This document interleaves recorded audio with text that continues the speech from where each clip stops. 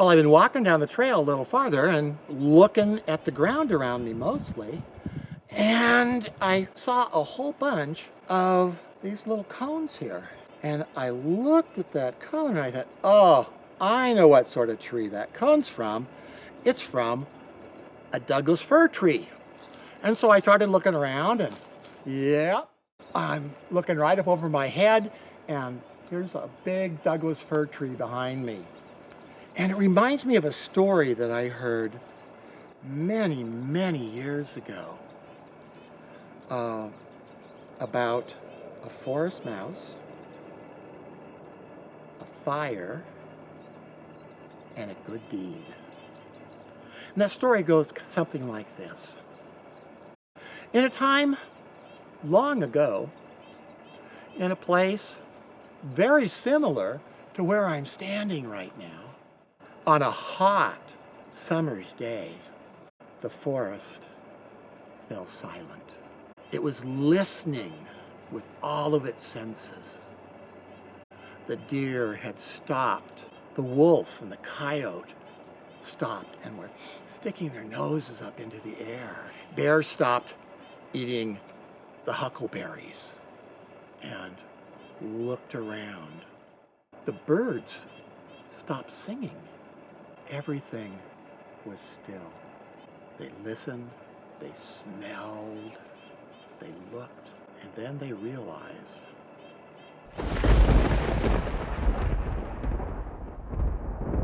fire was loose in their forest. They knew they had to act fast. The deer leapt over all of the deadfalls and through the bushes, running away from the sound of fire. Wolf and coyote and bear did the same. Skunk went into its den underground. Otter leapt into the creek and the ponds and hid under the overhanging banks. Muskrat did the same thing. The birds set flight, putting distance between themselves and the danger coming their way. Squirrels climbed high into the crowns of the trees and leapt from branch to branch until they found the highest tree that they could find. Well, there was an animal living in the forest that couldn't fly, it couldn't leap, it couldn't run, it couldn't hide underwater or in the water.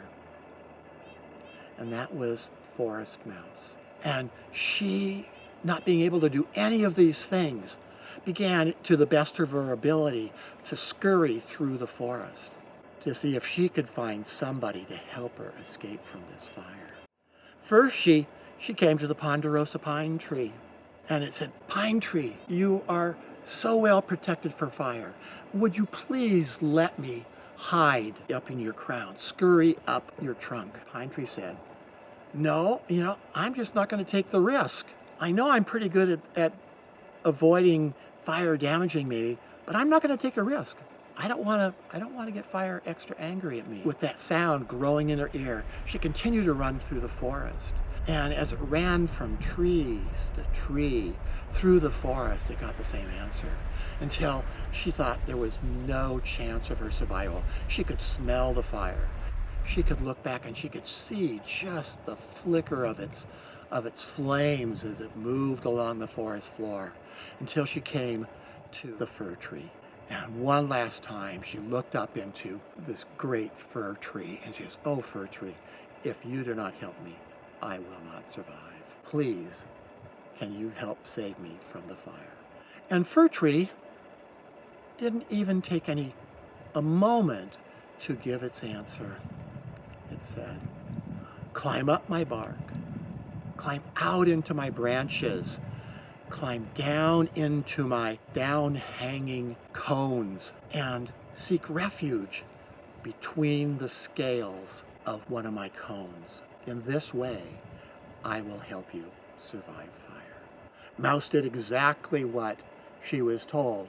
She quickly scurried up the trunk. She went out onto a high branch. She saw a nice fir cone hanging down from the branch, and she scurried down the stem and burrowed headfirst behind one of the scales in that cone.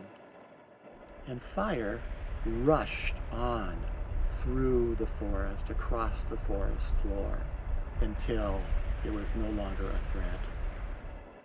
This cone reminds me of that story, and if you pick up a Douglas fir cone, you'll see that it has these deep scales that protect the seeds until they open.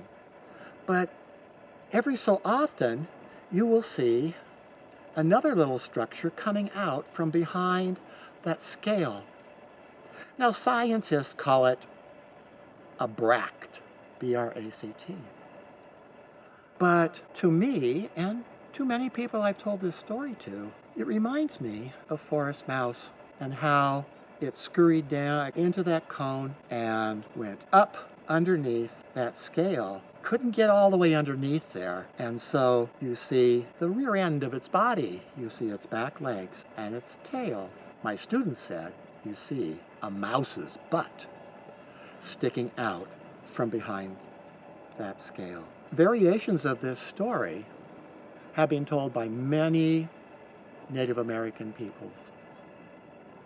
And the fir cone has been used as an example of a virtue.